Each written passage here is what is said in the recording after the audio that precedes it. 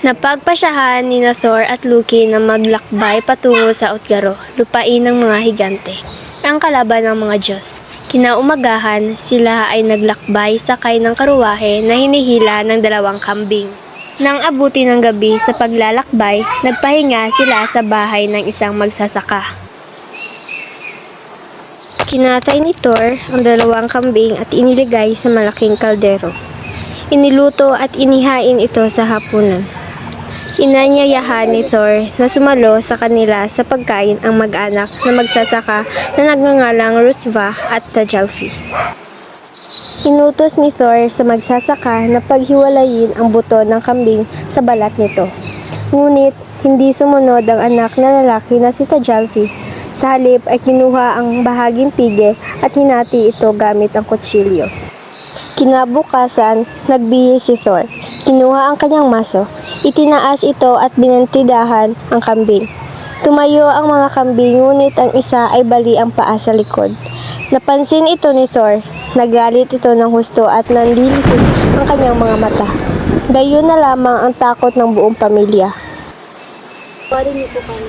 Gagawin ko namin lahat. Huwag nila po kami saktan. Kung gayon, ibigay mo sa akin ang iyong 2 anak at gagawin ko silang aking alipin. Ang kanilang paglalakbay ay nagpatuloy patungo sa silangang bahagi sa lupain ng mga higante. Naglakbay sila buong araw at nang abutan ng dilim, humanap sila ng matutuluyan. Doon nila nakita ang malaking pasilyo at nagpasyang manatili roon. Hating gabi na nang gulatin sila ng malakas na lindol. Umuuga ang buong paligid at pakiramdam nila ay nag-iba ang kanilang kinatatayuan. Nang siyasatin nila ang paligid ay nakakita sila ng isang silid. Natakot ang mga kasama ni Thor kaya't binunot niya ang kanyang maso at hanggang sa pakikipaglaban. Kinaumagahan, nakita ni Thor sa labas ang isang higante. Natutulog ito at umuungol ng malakas. At mangpupukin ni Thor ng kanyang maso, ang higante, ang bigla itong nagising. Tinanong ni Skrymer si Thor kung maaari siyang sumama sa kanilang paglalakbay at ito ay pumayag naman.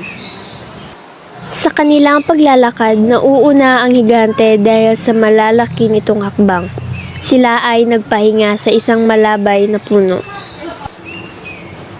Nagising si Skrymer at inaakalang may nalaglag na dahon sa kanyang ulo. Nang handa ng matulog, lumipat sila ng ibang puno. Hating gabi na nang marinig na naman ni Thor ang malakas na hilik ng higante. Kinabukasan, habang natutulog pa ang higante, ay hinugot ni Thor ang maso sa ulo nito. Napatayo si Skrymer. Kinamot ang kanyang pisngi at nagwika kung may mga ibon sa itas ng puno. Nang siya ay magising, tila may mga nahuhulog na dahon. Gising ka na ba, Thor? Oras na para bumangon at magbihis. Malapit na kayo sa kaharian ni Utgaro. Narinig ko kayong nagbubulungan na ako ay walang kwintang higante. Kung makarating kayo kay Utgaro, makikita niyo ang malalaking tao roon. Bibigyan ko kayo ng mabuting payo. Huwag kayong magpapakita ng pagmamataas kay Utgaro, Loki. Nagpatuloy sa paglalakbay ang grupo ni Thor hanggang makita nila ang matibay na tanggulan. Tinawag ni Utgaro Loki ang nakaupo sa dulong upuan na nagngangalang Lugi. Inilagay sa gitna ng mesa ang mga hiniwang karne. Magkatapat sa dulo ng mesa, naupo ang 2 magkatunggali. Kinain nila ng sobrang bilis ang karne. Buto na lamang ang naiwan sa parte ni Loki. Ngunit ni walang butong natira sa parte ni Lugi. Kaya't malinaw na natalo si Loki sa sinasabing labanan. Sumunod na paligsahan naman ang pabilisan sa pagtakbo na nilahukan ng batang si Tajalfi laban sa bata rin na si Hugi. Sa unang paglalaban, masyadong malayo ang agwat ni Hugi. Inulit ito ng 3 beses ngunit hindi talaga maabutan ni Tajalfi si Hugi. Ano namang kakayahan ang napapakita mo? Gusto kong subukan ang paligsahan ng pagmamahal. Sana mahihilom ang makakaubos nito sa isang labukan. Ang iba ay kaya nito ang 2. Ngunit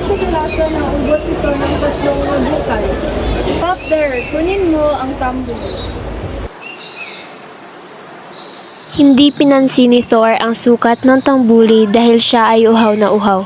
Nilagok niya ng malaki ang lalagyan ngunit hindi na siya makahinga kaya't nang tignan ang lalagyan ay parang wala pa ring nabawas. Tinawag ni Utgaro Luki ang kanyang kinalakihang ina, ang matandang si Ellie. Hindi na dapat pahabain pa ang kwento. Habang gamit ni Thor ang kanyang buong lakas, lalo lamang matatag ang matandang babae hanggang mawala ng lakas si Thor. Ngayong paalis ka na sa amin, pagtatapat ko na ang lahat ng kilos niyo ay kontrolado ko dahil ginagamit ko kayo ng aking mahika at ngayong alam ko na kung gaano ka kalakas. Hindi mo na kailangan pang bumalik dito. Noong una nating pagkikita ay nagpanggap ako bilang si Skymer. At alam kong tinangka mong buksan ang baon ngunit binuhol ko ito ng alambre kaya nagalit ka. Tapos hinampas mo ako ng maso ng 3 beses. Mahina nung una. Ngunit kung umabot na ito sa akin, ay patay na ako. Nung nakita mo ang burol na tila upuan ng kabayo malapit sa aking kuta, kung saan naroon ng 3 kwartong lambak, ay isa sa pinakalalim.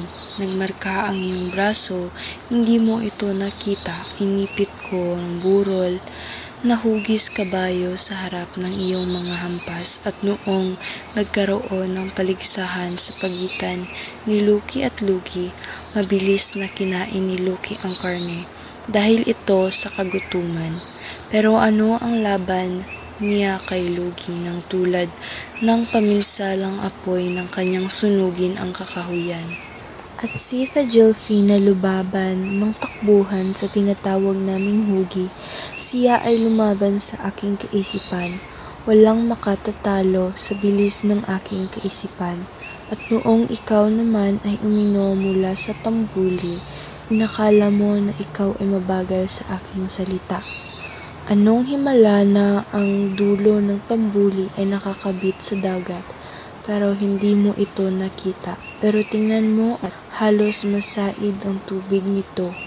Hindi rin ka mangha-mangha sa akin nang iangat mo ang paa ng pusa sa lupa. Pero para sabihin ko sa iyo, ang totoo, ang lahat ng nakasaksi nito ay nahintakutan. Ang pusang iyon ay hindi totoong pusa kundi isang Myogaro. Isang ahas na ang haba ay sapat na upang yakapin ang daigdig ng kanyang ulo at buntot. Inaangat mo ito ng mataas na halos abot hanggang langit. Kamangha-mangha rin nang makipagbuno ka ng matagal at napaluhod ng isang tuhod lamang ay iyong pakikipaglaban kay Ellie, na walang kahit sino mang makakagawa niyo. At ngayon tayo ay maghihiwalay.